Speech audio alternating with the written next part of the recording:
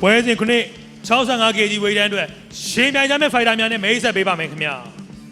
အနီတောင်းမှရှင်ပြိုင်ထိုးသမဲ့ဖိုက်တာကတော့အသက်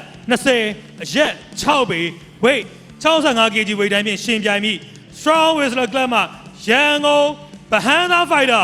ဗညာဦးပညာဦးပဲဖြစ်ပါတယ်အပြာတော်မှာရှင်ပြိုင်ထိုးသမဲ့ဖိုက်တာကလည်းအသက်19နှစ်အရက်9ပေ6လက်မဝိတ်65 kg ဝေးတန်းဖြင့်ရှင်ပြိုင်ပြီး Trinity Club မှာလာရှိုးသားဖိုက်တာJoshua ပဲဖြစ်ပါတယ်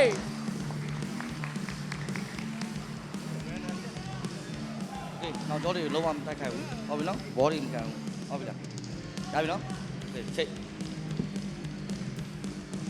Round 1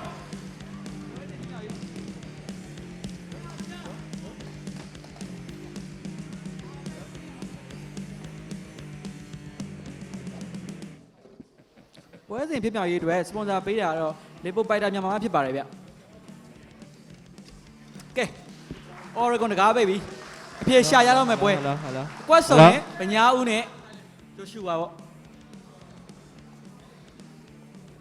လာရှူသားလေးဂျိုရှွာပါ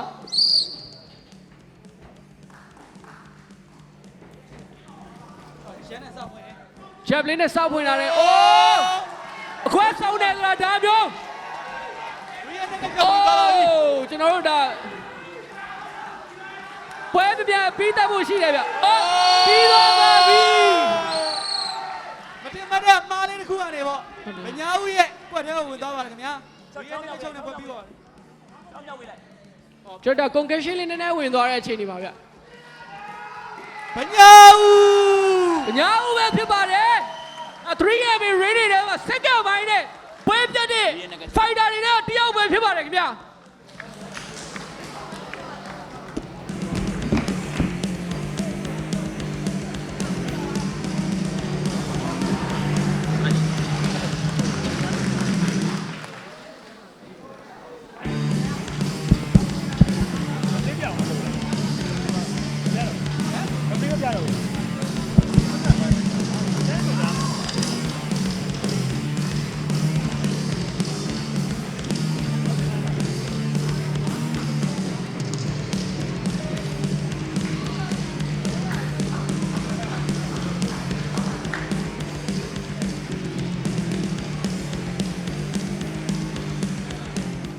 ပွဲစဉ်ခုနှစ်65 kg ဝေးတန်း MMA ပွဲစဉ်မှာ Rear Naked Choke ဖြင့်နိုင်ရရှိသွားသူကတော့အနီတော်မှရန်ကုန်ဗဟန်းသားလေးပညာဦး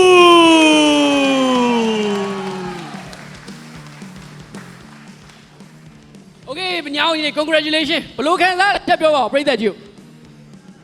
တရားရပါပဲဘာမှမပင်ပန်းပါဘူးအဲ့တော့ဒီပွဲကတော့ညီလေးဒါဘယ်လိုခေါ်မလဲ3M Rain မှာ second မိုင်းနဲ့နိုင်တဲ့ကစားသမား fighter အနေနဲ့တကူဖြစ်သွားပြီပေါ့နော်အဲ့တော့နောက်ဘယ်လို performance တွေထပ်ပေးမလဲပေါ့အဲ့ဒါလေးတစ်ချက်လောက်ပြောပြပေးပါကျွန်တော်အများကြီးပြင်ဆင်ထားတာပါကျွန်တော် striking လည်းဖြည့်ထားတယ် ground လည်းကျွန်တော်ဖြည့်နောက်ပိုင်းနေကြားလို့ရှိရင်ဒီတက်ပို့ပြီးကြားအောင်တော့ကျွန်တော်ချမှာဖြစ်ပါတယ်အဲ့တော့ညီလေးရေဒီပွဲမှာညီလေးရတဲ့အခွင့်အရေးကိုအမိရအသုံးချလိုက်နိုင်တယ်ပေါ့အဲ့တော့ညီလေးအနေနဲ့ဒီဟာကငကိုနေ့ကညီလေးက ground ပိုင်းကိုပြင်ဆင်ထားတာလားကျွန်တော်လား ground ပိုင်းကစောနေကြဆိုတော့ကျွန်တော်မကတ်ခဲတော့ကျွန်တော်မှအဓိကလိုတာ striking ကျွန်တော်ရိုးရလုံးဝပဲပတ်ထိုးတယ်အဲ့တော့ညီလေးအနေနဲ့ညီလေးရဲ့ weight တန်းတူတခြား martial art မျိုးစုံက fighter တွေကို MMA rule နဲ့မှာညီလေးဗာပြောချင်တယ်ကျွန်တော် 3M မှာစထိုးကြရတပွဲပြီးတပွဲတေချာပြင်ဆင်ခဲ့ပါဒါပေမဲ့ကျွန်တော်ထင်သလောက်အရင်ပွဲဆိုမဖြစ်လာနိုင်သေးဘူးဗျာအခုဒီပွဲကစပြီးနောက်ပွဲတွေမှာအရင်တော့ကပညာမဟုတ်တော့ဘူးဆိုတာကို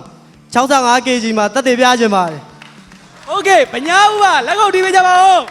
ကွတ်စုံတဲ့ပညာဦးပါဗျာ